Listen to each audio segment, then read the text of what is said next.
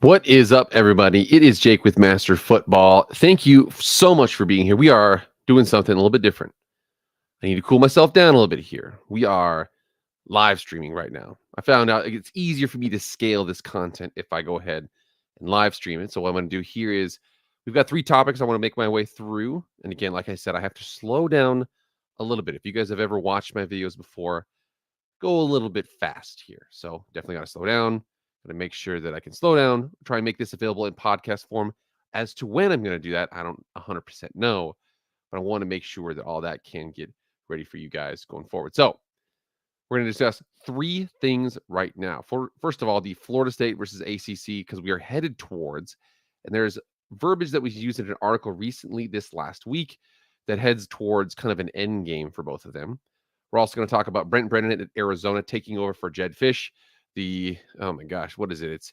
It's Nick Saban retires, Kalen DeBoer goes from Washington to Alabama, Jedd Fisch goes from Arizona to Washington, and Brent Brennan goes from San Jose State to Arizona, who is heading into the Big 12 in football next season. And then last but not least, something on the Pac-12/2 and their future. So without further ado, let's get going. I got to learn how to actually post this stuff. So just give me a second here.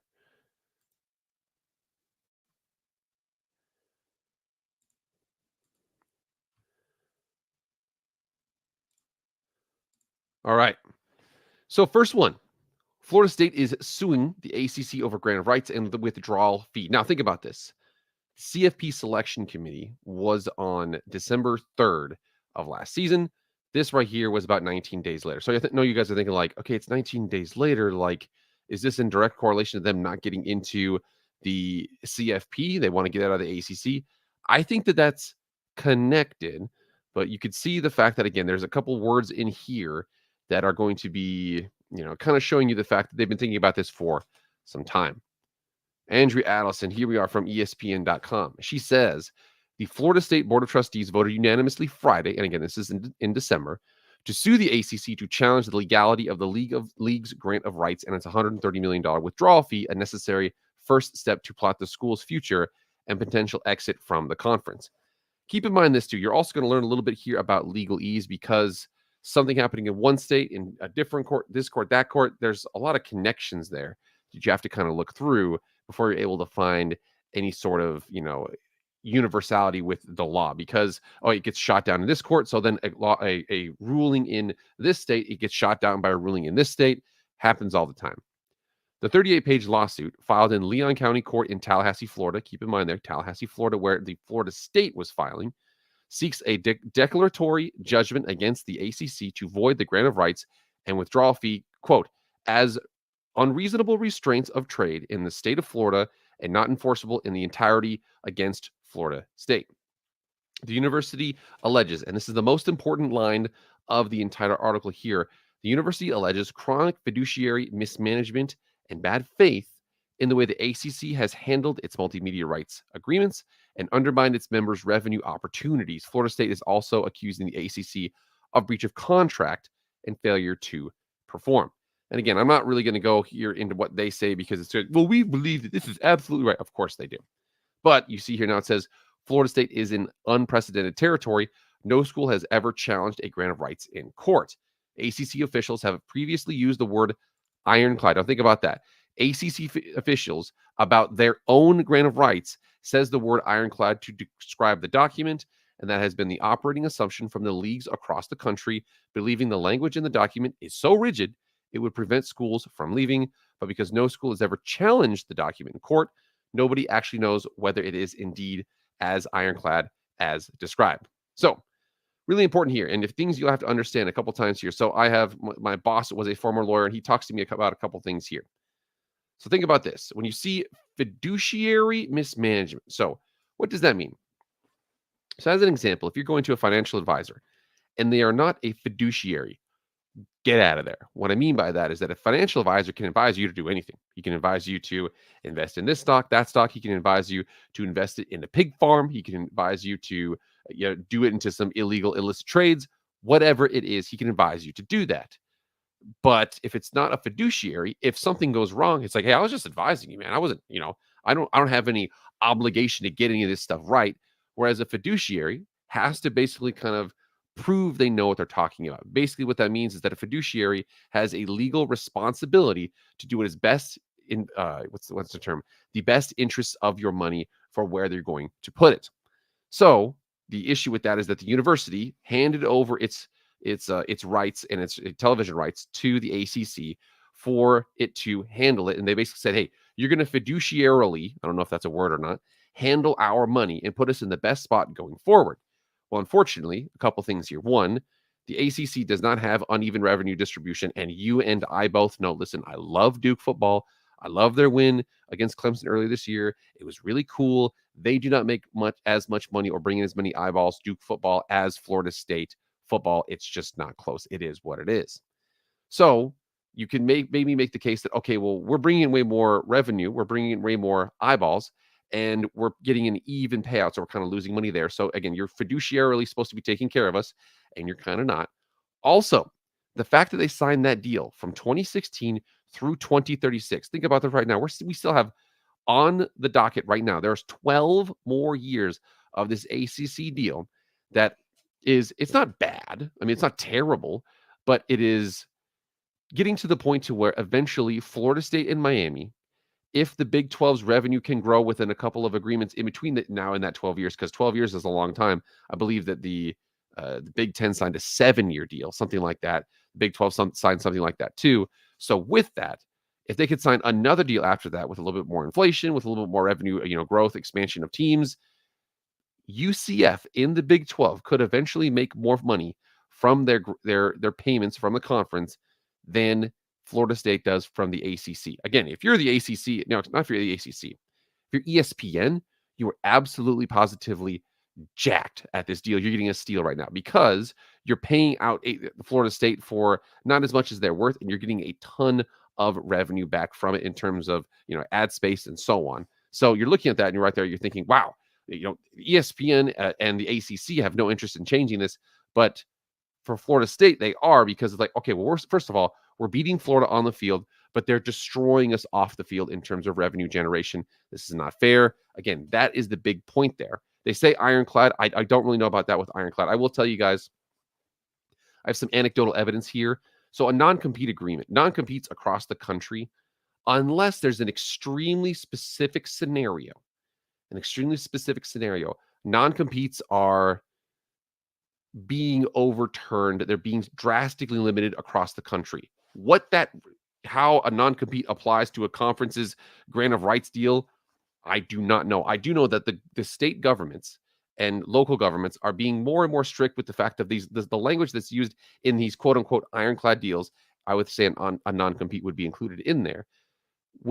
It's just so vague that it's like, all right, so again, it's rigid. It would prevent schools from leaving, but it's like, you can't be completely rigid in that way. You also can't be unrealistic. And also, if you, on top of the fact that you're not managing the money very well, that could void the contract out. Again, you can't put anything you want in a deal. Okay, like if you're going to get a what's the term if I want to say here? If you're going to get a prenup with a woman out there, you go out there and get married, you get a prenup. You can't say, yeah, you know what? If she doesn't wash my car and cook my food and give me a little hey whenever I want to, I got to cut her right foot off. You don't get to do that. Okay, that's not legal. You don't get to just void out or sign away your rights to somebody. Again, it can't be something completely unconscionable. So with the fact, again, they're going to have to try and make the point here that if they go to court with the ACC, they're going to have to make the point that what the ACC is doing is so bad and irresponsible that there's no way you would actually sign it if that's what the ACC's definition of fiduciary management meant. They think it's chronically fiduciary mismanagement. That's a tough one to say right there. But again, that's that. So that's what the ACC has done. We are going to go to that was what Florida State has done. We're now going to go to what the ACC has done. So you knew it was going to be not too long before the ACC has responded here. So you see here from Pete Thamel just this last week, the ACC court filing accuses Florida State of breach of contract and seeks damages. Give me guys just 1 second here. I swear, whenever you try to live stream for the first time, people just don't leave you alone. I just don't understand what is going on. I swear, I tell you. Just make sure all this stuff is okay. All right, here we go. The ACC filed an amended complaint in North Carolina Superior Court on Tuesday seeking damages from Florida State for, quote, several breaches of critical legal promises and obligations and questioned Florida State's right to have leadership in ACC positions. I'm telling you right here, the reason why I want to talk about this was because this big point right here is bar none, not even close, the end game. Not only is the AC, Florida State says you're mismanaging our money. ACC says, well, you're damaging the conference by your breaches of your critical legal promises and obligations, and you're doing so to the point to where we now no longer want you to be involved in decisions about leadership positions in the ACC. That is crazy. What that basically means is this is the end game. The end game basically means it's reached a point in which one or both players are about to lose. In this instance, I wouldn't be surprised if both in some way. Remember, the best negotiation and the best deal is both sides being just a little bit upset as what they had to give up. The 55-page filing in Mecklenburg County marks the latest in the procedural jockeying between the ACC and Florida State over the school's, quote, challenge to the league's grant of rights. That was the last article that we had. Like I said before, Florida State filed in Leon County, and Mecklenburg County in Virginia is where our dear friends at the ACC filed theirs as well. They said the complaint includes a new claim for potentially substantial damages from alleged contract breaches. The conference, quote, the conference have and recover of Florida State damages for its breach of the ACC Constitution and bylaws in an amount to be proven at trial, but which the conference believes will be substantial. That, in addition to what everybody says right now, and this is the crazy part, down here at the bottom, there's going to be a section here. I believe it might have been the other article there, but it said that right now it looks like the ACC made it clear that its amended complaint that FSU accepted, quote, hundreds of millions of dollars as part of the ACC media agreements for more than a decade. Basically saying, we paid you a bunch of money. You knew this deal was through 2036. It is irrevocable. It's exclusive. It is what it is. You signed it. You're with it. Get over it. With that, not only have they said that, but they also said that it looks like if the language reads the way the language is supposed to read, the ACC would be owed, or not necessarily the ACC would be owed, but Florida State would owe the ACC something like $572 million just to get out of the deal. It is some number that is absolutely bonkers. It is such a ridiculous number. $500 million just so you can play a couple extra 6 home games and 6 away games in a different conference. And actually, it's the ACC, so it would probably be 7 and 5. But you know what I'm trying to say, okay? All I'm saying here is this is bananas. Whether or not it gets to that point or not, I don't know. But I have an interesting point here with this. Give me just 1 second to pull up this last link here.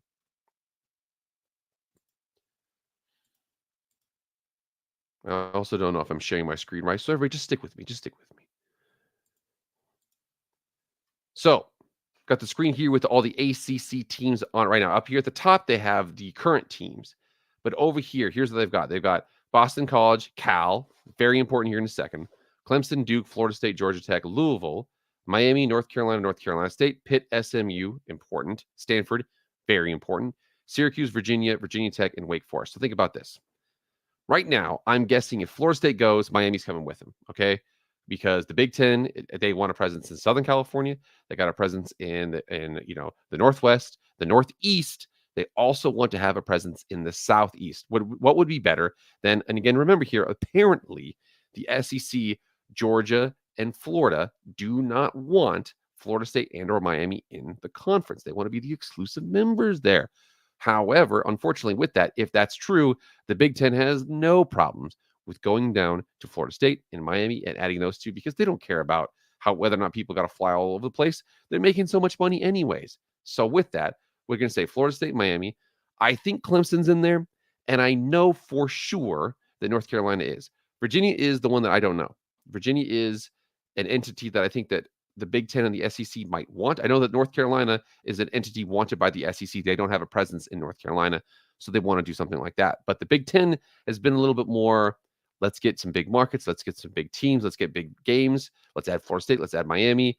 I think they'd be more interested in them. Clemson, we'll see. And then, like I said before, North Carolina, we'll see. Virginia, we'll see. But the rest of these teams, Boston College, Cal, very important. Duke, Georgia Tech, AAU institution, Louisville, North Carolina State, Pitt, AAU institution, SMU in Dallas, not all the way across the country. We got Stanford and Stanford in California, Syracuse, AAU institution. We have Virginia, which is a maybe, Virginia Tech, and Wake Forest. Of those 16 teams right there, 1, 2, 3, 4, 5, 6, 7, 8, 9, 10, 11, 12, 13, 14, 15, 16. Did I do something wrong? 17? Oh, Notre Dame's in there somewhere for a non-conference. Again, my counting's terrible. I apologize. Think about that. 4 of them leave. 16, 4 of them leave. 12 left. I think those 12 stay together. And the reason why is because of Cal and Stanford. Now, Stanford's down here. So with that, we see Pitt, AAU. We see Georgia Tech, AAU, Duke, AAU, Stanford, and Cal, 2 of the best universities in the country. I think that they would stick together. I know everybody says the same thing's going to happen to the Pac-12 that just happened to the ACC. First of all, that gives way too much credence to the ACC to mess it up as badly as the Pac-12 messed up, because you have to literally try to mess it up like the Pac-12 messed it up. They did their own thing with that. But I'm basically saying here is that if that's true, I think that the next teams that they would want to add, I don't think they would go to the Big 12. I think they would go to an easier one to add there. Also, it's something closer to the southeast region of the United States. Not necessarily all the way southeast, but kind of in the, definitely below the Mason-Dixon line. I'm thinking Tulane, AAU institution. I'm thinking Rice in Houston. They'd have Dallas, Houston, New Orleans, right there in the middle of the country. I also think if they lose Florida State and Miami, they have no presence in Florida. They need a really good school. South Florida's building on-campus stadium. I'm just saying, I think that that's something that's not out of the realm of possibilities for the ACC. Like I said, I do not suspect we're going to have an ACC collapse like the Pac-12, because hopefully cooler heads will prevail and they'll figure, again, you never know. These are public institutions. And I remember Matt Brown said that university presidents know very little about sports, and they know even less about sports business. So it's always within the realm of possibilities that could happen. But I wouldn't be surprised if Cal and Stanford, who now are, I'm telling you right now, they are, as much as they don't move the needle on the football field, they are a surprisingly influential entities off the field. Don't be surprised if they're like, let's just add some good schools here. We've already got, again, we could go after some Big 12 teams, maybe. Kansas is a really good school. We could do something like that. But I'm betting that as much as the Big 12 thinks they're going to be able to take from them, just like they took from the Pac-12, I don't think it's going to happen the same way. I think that the ACC's hopefully, you never know, you're hopefully going to be like, let's think about this. Let's add some schools here. We'll add some some southern schools there that kind of connect. Tulane, Tampa, Houston. They all, integrate reasonably well with the rest of the league there. We'll add them in. They're good schools. We'll do something like that. That's what I think is going to happen here if Florida State gets out, because if Florida State gets out, Miami's going, Clemson's going, North Carolina's going to try and go. Virginia might. I don't know what to make of Virginia or not, but it's something like that. I don't really know.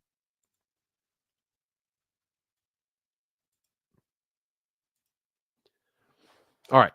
That's our first section here. We talked about Florida State and all them. Like I said, I think that we're headed for an endgame there. You saw that article there that basically said that not only is Florida State suing for the fiduciary mismanagement, that now the ACC is saying, oh no, actually, as a matter of fact, not only are we going to sue you for the damages you're causing by all this conversation, we're suing you, and we're also going to make sure that you're no longer involved in leadership membership of the ACC. You can't make decisions. Think about that. That's such a wild proposition. Not only are you not going to we're going to sue you and get some money from you, but you can't even make decisions that are going to be affecting you for the next 12 years. Wild. Okay. But that's that. Let's move on. Okay. Enough about the Florida. Again, we go talk about that every single day for the next couple of months. You could do that every single day, but we're not going to. We're going to see what happens in the court here, because now all the nerds, all the lawyers are getting after it. They're going to have to go to battle. We'll see what they come up with, whether or not it's Mecklenburg County, whether or not it's Leon County. I don't know. Either way, that is going to be happening in the background while we watch the NFL playoffs right now. By the way, those games were great. I was with a friend who's a Lions fan. It's awesome. The Chiefs, Bills, great game. Again, NFL playoffs are doing really well. So we got to substitute that with some college football conversation. With that college football conversation, we need to talk about, again, Nick Saban retires, best ever. bringing Kalen DeBoer, the guy from South Dakota. He comes over. He was at Indiana for a while. He brought Michael Penix with him to University of Washington, and then he went to the CFP final, and they lost to Michigan. And then he left, took some players with him to Alabama, and now our dear friend, again, guy who's been on this channel, not been on this channel. Again, I'm not that cool yet, but he's been doing a pretty good job here. Is Jedd Fisch. I really liked him when he came over from the Giants. He went over to Arizona after 1-11 year. He brought in the number 22 class in the country composite class. It was shocking. Think about that. 1-11 brings in a great class. He gets plucked from Arizona to go up to Washington. So then everybody's like, okay, what's happening with Arizona now? Well, now Arizona has plucked Brent Brennan, the most efficient coach in the Mountain West, bar none. It's not close. Okay, he's done more with less than any coach in the Mountain West for the last decade. Not close, not a question. Okay, it might have been Danny Gonzalez, but unfortunately, he just got let go of. I'm telling you, Brent Brennan is a fantastic hire. So, thinking about that, Jedd Fisch, great team, 10-win team this season. 18 of 22 starters projected to come back. Unfortunately, a lot of them are no longer here because they're following him to University of Washington.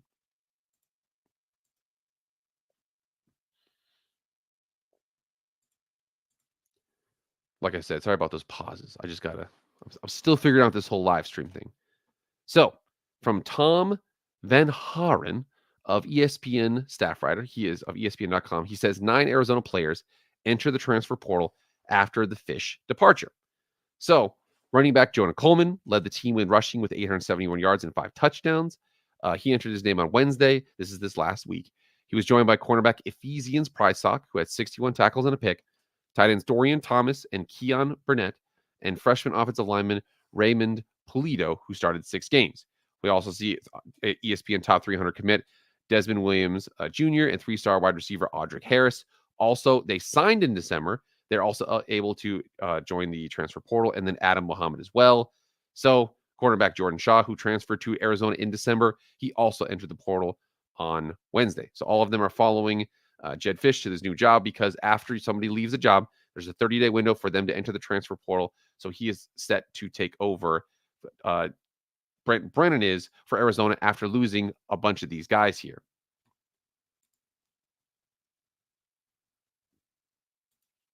One second here while I bring this up.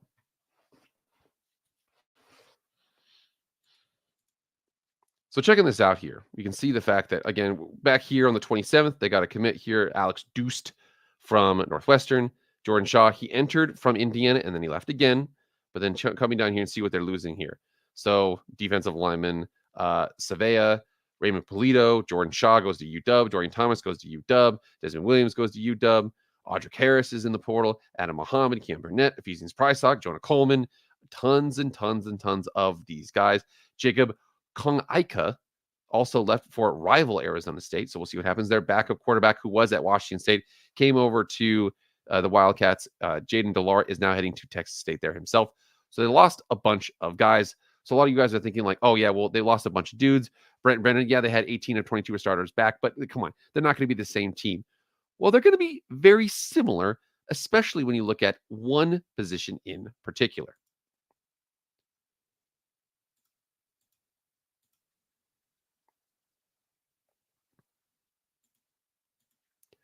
Right here.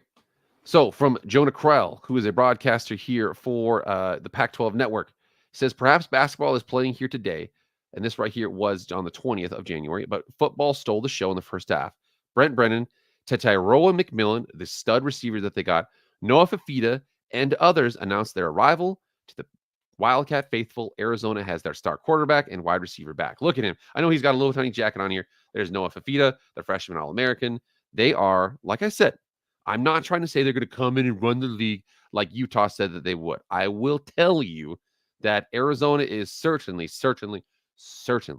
going to be a problem because Brent Brennan, if you look at his past, what he has and what he's dealt with, the fact that he's was almost in 2 Mountain West championship games is absolutely ridiculous to think about. Let me go ahead and bring this up real quick. Because when you check out our dear friends, the San Jose State Spartans, Jesus, the San Jose State Spartans, like I said, I need to get ready. I need to get make this better sounding so that those people out there who are listening on podcast form can understand this. I've got the history here of the San Jose State Spartans in football.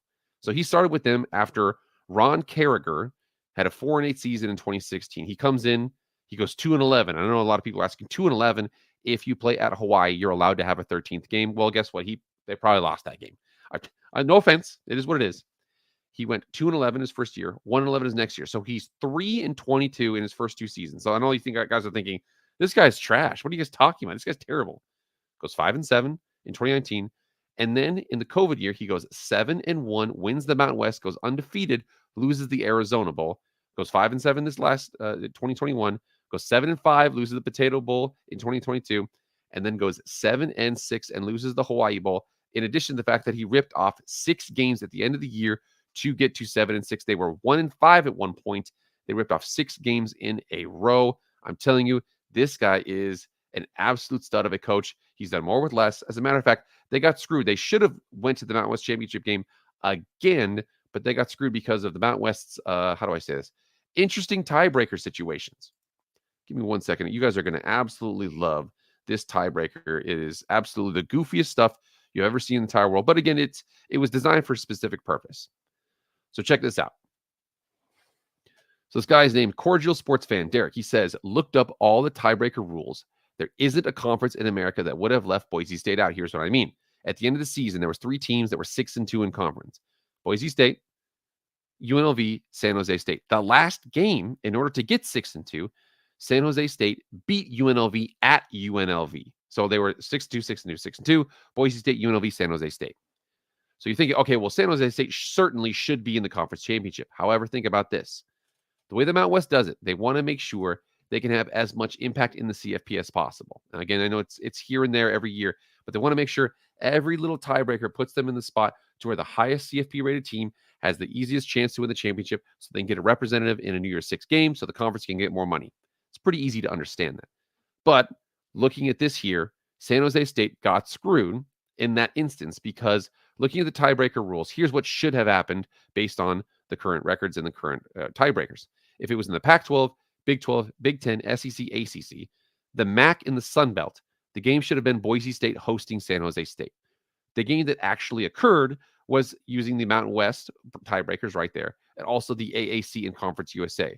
That as UNLV hosting Boise State. Obviously, Boise State went down there and they won that game big going away. Unfortunately, San Jose State the week before, yeah, we also did. Boise State did beat San Jose State earlier that year. But I'm telling you here, Brent Brennan, he's the type of guy. He can take a team that, unfortunately, San Jose State does not move the needle in the Mountain West. Okay, they're one of the least watched teams. Okay, good for them. But at the same time, the fact that he brought them a Mountain West championship is shocking. They are just not a team out there at all. They're the 3rd most popular team of the Cal State teams, San Jose State, Fresno State, and San Diego State. They're just the least popular out of those 3 for sure. However, they did a pretty good job this season. Unfortunately, not enough. But like I said, Brent Brennan takes over this team, the Arizona Wildcats, Noah Fifita, Tetaroa McMillan. They're going to be just fine heading into Big 12 play. All right. Last but not least, we're going to talk about here is connected to San Jose State. So I'm not trying to say they're a terrible brand and this and that, but I'm trying to say here is that, unfortunately, there should have been, if the Pac-12 2, okay, the Pac-2, Pac-12, Oregon State and Washington State, I'm just going to call them that. If Oregon State and Washington State had really sought value in the Mountain West in terms of from top to bottom, from San Diego State and Boise State at the top to Nevada and Hawaii and New Mexico at the bottom. If they really saw the value there, they would do a reverse merger. They would have everybody in for free. There would be no cost, this or that. Everything would be just fine. They would have merged the leagues by now. However, you've noticed that they haven't really done that. As a matter of fact, they've signed an agreement with the Mountain West only for 2024, and they signed an agreement for all their other Olympic sports outside of the Mountain West. And the second that happened, I was like, what the hell's going on here? What is going on with that? So I go on to bring this because an article had the agreement between the Mountain West and the Pac-12 2. Here, it details out all the specifics of it and shows the fact that, again, Conference Commissioner Gloria Navarez, she did a fantastic job negotiating this deal we will see whether or not some of these stipulations that she put in it come into effect. Just give me a second here to bring this up. All right. Here we go. NevadaSportsNet.com. So this comes from a Nevada Wolfpack perspective here. Inside the Mountain West Pac-12 contract, why it could cost Oregon State, Washington State nearly $140 million to poach the Mountain West. Now, I want to make sure that is a little bit misleading. It could, but it would be one of the dumbest decisions if they did it in that way. I'll show you why based on the specifics here. It could cost the two remaining Pac-12 schools, Wazoo and Oregon State, almost $140 million to poach the Mountain West if it attempts to rebuild its conference in the coming years. That nugget of information was gathered Tuesday by Nevada Sports Net, which had its public records request for the Pac-12 and Mountain West football scheduling agreement fulfilled by Oregon State Athletics this week. What basically that means is my boy Matt Brown, who does a lot of stuff on EA College Football, by the way, he is going to be on this channel within the next couple of weeks. I'm going to make sure that I show you guys when that happens here. He has public records requests. Basically, if it does deals with public institutions, you can have a freedom of information request, and you can get the details of what's happening between them and other entities. So the 106-page document outlines the football scheduling agreement between the two conferences, a planned scheduling basketball agreement that never came to be, outlines for a potential merger between the conferences, and safeguards the Mountain West put in place in case the Pac-2 attempts to take some, but not all, of its member institutions. The Mountain West will be owed a huge financial sums if Oregon State and Washington State aims to poach the Mountain West. It says here the contract, which is labeled privileged and confidential executed version, includes the Pac-2 agreeing to pay strong withdrawal fees to take Mountain West schools before August 2nd of 2027, which is the 2-year anniversary of the contracts. And basically what that means is that the Pac-2 and the Mountain West, right now the Pac-2 is trying in the CFP, the next iteration of the CFP, when the Pac-12 had the rest of its members, it was understood that it was going to be the 6 highest rated conference champions. That basically means the 5 power conferences, and then 1 G5 conference would get a slot in the playoff, and then 6 at-large bids. Now, because one of them is falling apart, they're saying it should be a 5 and 7. So 7 at-large bids, and then it should be 5 bids. Basically, what it would be is the SEC, ACC, Big 10, Big 12, and then the best between the Mountain West, Sun Belt, Conference USA, MAC, and then the American. The best between those 2 or those 5 would be the last one there. However, right now the Pac-12 is like, hey, just give us some more time. We'll get you an answer on what the conference is going to look like. We'll get you an answer. Because right now, it's not really a conference. You only have 2 members. It's technically a conference, but it's not really one. So they're kind of in a weird spot there. So with that, they've signed an agreement for the ability for them to play a conference schedule, although it's going to be non-conference games in between them and Mountain West schools. They're basically saying that this next season, they're going to have the ability to play, like as an example, Boise State's going to play Oregon State and Washington State, part of that agreement, and other teams as well. But in order to prevent the Mountain West and the Pac-2 being like, hey, we like you, we don't like you, we like you, we don't like you, we only want the teams we want, we don't want the teams we don't. Part of this agreement says, okay, if you do that, that's fine. If you get one of our schools, it's going to cost you $10 million. The second is going to cost you 10.5. Third 11, fourth 11.5, fifth 12th, sixth 12.5, to the point to where if you take half of our league, it's $67 million. So thinking about this here, there's a couple of different ways this works. Notice how it says 11 institutions here. So $137 million, $140 million to poach the whole league. Hawaii is a partial member. Hawaii has football in the league, but their Olympic sports are in the Big West. So basically, they either play in Hawaii or they fly to LA, and they play in LA proper. However, I don't think that they would want everybody. I listened to an article recently on Sikkim 365 Sports talking about an Oregon State insider basically saying they like San Diego State, they like Fresno State, they like Boise State, they like Colorado State, they like Nevada, or they like UNLV. Not thrilled with San Jose State, not thrilled with Utah State, not thrilled with New Mexico, some schools like that. So there's a couple of different options here. One, it could be they add teams that they want up to the point of, like I said, if it's 6 teams, it's $67 million. I think the number would be 6. It would probably be San Diego State, Fresno State, Boise State, those 3, UNLV, Colorado State, and Air Force. You'd have presence in the big cities, Nevada. You'd have presence in Southern California. You'd have presence in Colorado. You would be a pretty good broad, group there. I like Wyoming as an institution. Wyoming only has 6,000 students. It's kind of a small institution there. There could be that option where the conference pays that much. There's also a couple other options here where if, again, another option would be if the Mountain West members vote to dissolve the conference, which would require 3/4 vote or 9 of 12 football playing members. At that point, those schools could join the Pac-12 without exit fees and potentially withdrawal fees, depending upon how much the contract below is interrupted or interpreted. So the problem with that, though, is that let's just say the Pac-2, they really like 6 or 7 of the teams, but they have to add 9. It would be something, or there would be 2 teams that would be like, yeah, we're going to vote to dissolve the league, and then they don't get the invite from the Pac-12. They'd be kind of SOL. They'd be in a bad spot there. There's also the reverse merger, and the reverse merger, the issue with that is the fact that you get all of those teams. You get your New Mexicos, you get your Wyomings with your small, alumni base. Utah State as a R1 research institution. I like you, Utah State. Don't get me wrong. But it is what it is. Unfortunately, here football moves the chains here. And again, there's a couple other things here where there's administrative fees here from Oregon State, Washington State within 5 days of the contract. They also these combined pots will guarantee at least $14 million to the Mountain West, which includes $12.5 million due by the end of 2024. So again, we don't know what's going to happen here with that. We do know that the West Coast Conference, I thought it was the Big West between the other conferences there, but the West Coast Conference is hosting the rest of these sports, meaning a full integration is not something they're really liking right now. Again, if the football scheduling agreement is extended into the 2025 season, the Mountain West opponents for Oregon State and Washington State would remain the same, but the home and away designations for the 2024 configuration would be reversed. We also see the fact that the Pac-12 and the Mountain West will both retain the television rights for the home games played between these schools. So unfortunately, if you're playing at Oregon State or Washington State, you've got Pac-12 After Dark. You also have to find it on, what is it? It's on it's on, Comcast or something like that. Whatever happens there. All I know is that that's the situation right now. Currently, the specifics have been set between the conference and between the Mountain West. Pac-2, 12, Pac-12, 2. I don't know what to say. And the conference have been set. Basically, if you want half the league, it's going to cost you $67 million.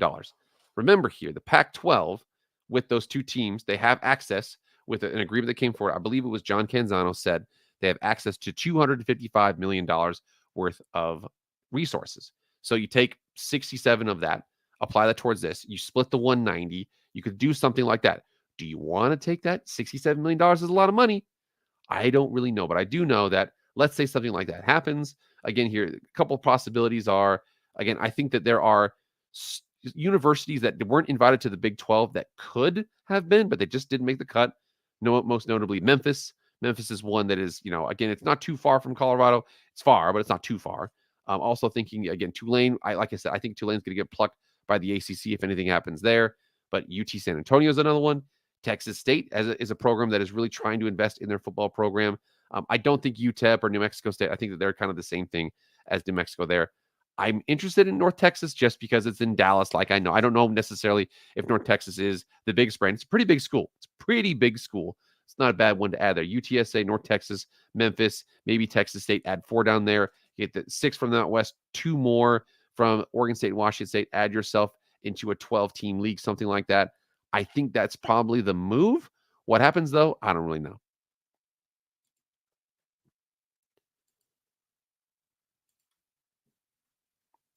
Sorry. Still figuring this stuff out here. But anyways, all right, that is it right there. You guys, remember, get in the comments. Let me know if you guys have anything you want to discuss. I am so thrilled about this. Like I said before, I think that what's going to happen here with those big stories, the Florida State and ACC thing is heading for a divorce. How much it's going to cost, whether or not they actually think that, does the ACC honestly believe they're going to be able to bar Florida State from leadership positions for 12 years? I don't know about that.